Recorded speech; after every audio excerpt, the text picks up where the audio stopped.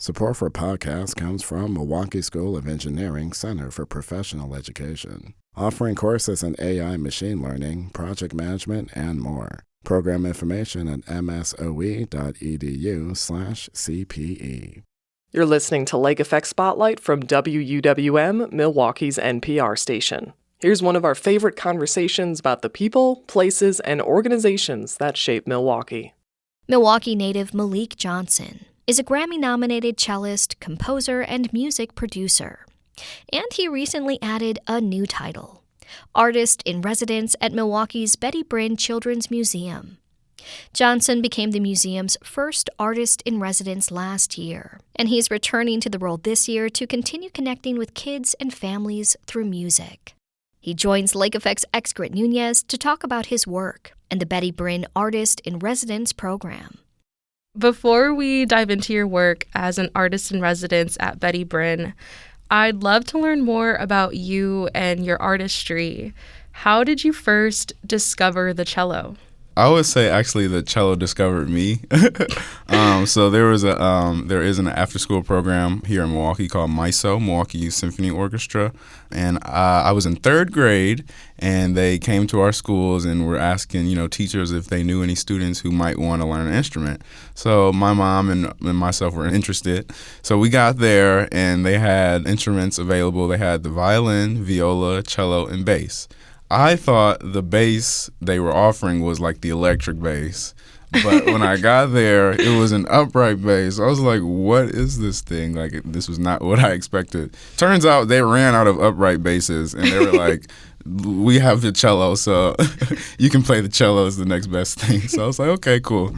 So I started playing the cello. What a way to find it. You said the cello found you. What made you stick with it? I would say a lot of things made me stick with the cello. One, I would say the cello is just the best sounding instrument. Like, violin is like kind of high and like the bass is really low, but the cello is like a good sweet spot. It's the most like a human voice. So like my cello teacher, for example, growing up, Ravenna Helson, she would play and she would use so much musicality in her playing. She would be really big and expressive. So that combined with the sweetness and the sound of the cello really made me fall in love with the instrument. That's amazing. I love to hear that. So you're also a Grammy-nominated artist. I'm wondering, what's the story behind that? Yeah, for sure. So when I went to college, I went to DePaul University in Chicago. I met this arranger named Matt Jones, and he would arrange strings for artists if they wanted strings on their album. He has an orchestra, and the orchestra will record those strings and then send it to the artist to put on their album. So 2 of my Grammy nominations have come through that way, which is Kirk Franklin, Long Live Love. That album we did about 4 or 5 songs, recorded strings for. And then also with that orchestra was the John Legend Christmas album. And the one I'm super proud of, which is a song that I produced with one of my good friends, Bailey Goldberg, for an artist named Masego. On his album Studying Abroad, Extended Stay, I produced a song called Well Traveled, and that received a Grammy nomination in 2021, his album. Wow. So yeah, that was really cool. That's amazing. We have like all this talent here in Milwaukee. Yeah, we definitely do, for sure. I love Milwaukee. I know there are some other artists you've performed with over the years, right? Yeah, absolutely. I appeared on NPR's Tiny Desk series in 2018 with PJ Morton. It's still on YouTube. I tend to go back every now and then just to be like, oh my gosh, pinch myself. Yes, I've performed the great Stevie Wonder 2024. We got to play on a couple stops of his tour. Milwaukee and Chicago, I played with him. And there's so many others. I'm just blanking right now. But yeah, it's been a great journey. I want to touch on how you were previously the Betty Brinn Artist in Residence in 2025, and you've returned this year.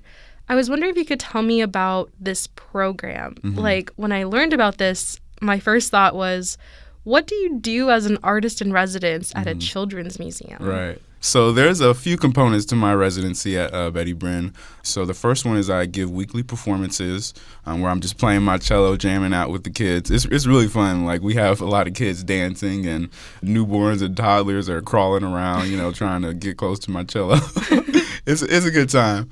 The second part is that I give toddler talk back. So this is like 30-minute sessions, of course, that I'm giving to promote social emotional learning with the kids. And some things we kind of discuss are exploring your goals and dreaming big. This year is a little different than last year. So last year, to end the residency, I created the Betty Brinn's official theme song. But this year, we're actually going to start bringing music to the families. So we're going to actually be using household items to create instruments. So We're going to be doing like pan flutes, and we're going to make rain sticks that the kids can, create at the museum and take home and hopefully have a musical time with their family. So, yeah. Can you talk about how kids interact with you when you play music, or how you've noticed them respond to the music? Yeah. So at Betty Brinn, we get kids of all ages, like 0 to, elementary kind of ages. So there's been so many instances where there's been just like a baby just locked in, just staring at me like a super fan, essentially. And even the toddlers, they like to dance, and we have scarves for the kids to, wave around when they're dancing. But it's such a cool experience. A lot of parents and grandparents tell me, like, this was the first time my child or grandchild has ever been to a musical performance or seen a cello. So that's one of, like, the coolest things that I think that we provide. So, yeah, it's been great. What made you want to apply to a program like this and be their artist in residence? Me personally, Betty Brinn was a staple in my childhood. I used to go to Betty Brinn as a kid. So when this opportunity presented itself, I knew like this was like meant to be, because this was a place where I felt, seen, and a place where I felt like I can explore my dreams and become who I wanted to be. So I kind of want to do that same thing and provide those same experiences for our guests. I'm Lake Effect's Xcaret Nuñez, speaking with Malik Johnson about his artist in residency at the Betty Brinn Children's Museum. So, in addition to being a cellist and a composer, you're also a music producer known as 99 the Producer. Is that right? Yes.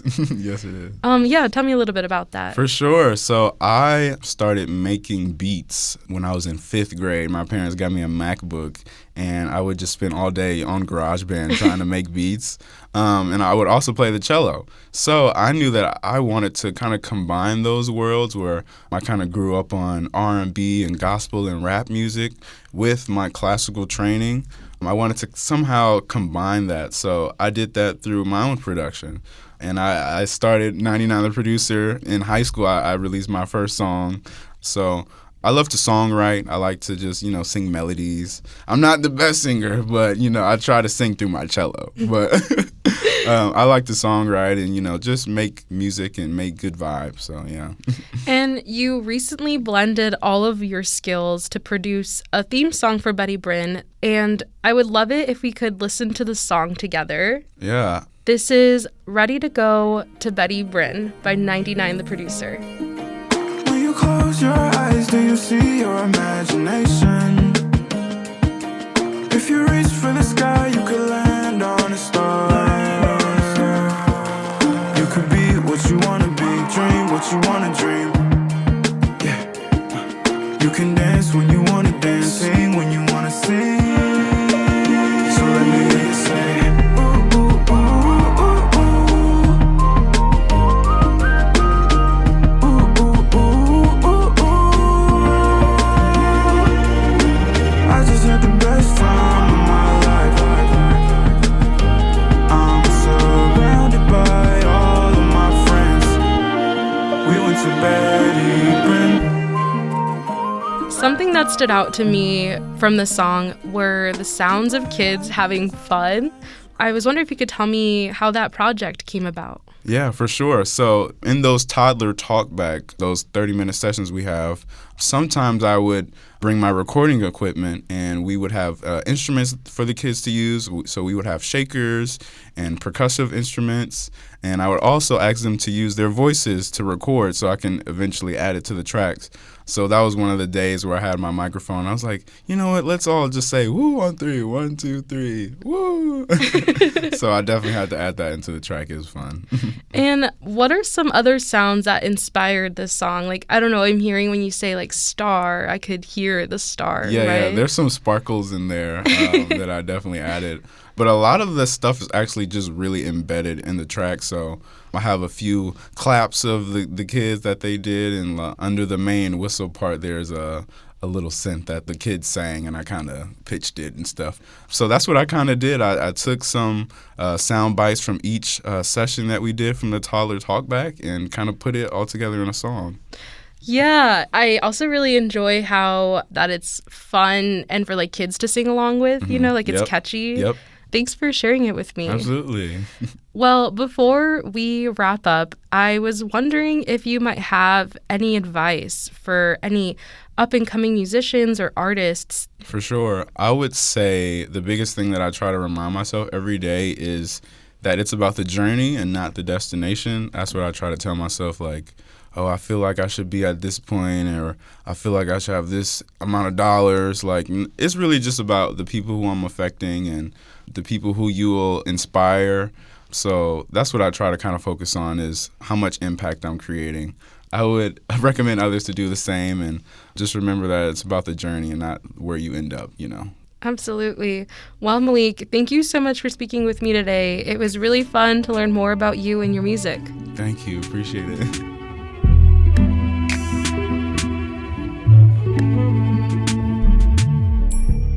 Malik Johnson is a cellist, composer, and music producer from Milwaukee. He's also this year's artist in residence at Betty Brinn Children's Museum. He spoke with Lake Effect's Xcaret Nuñez. The instrumental you're listening to is called Green Light. It was produced by Malik, who's also known as 99 the Producer.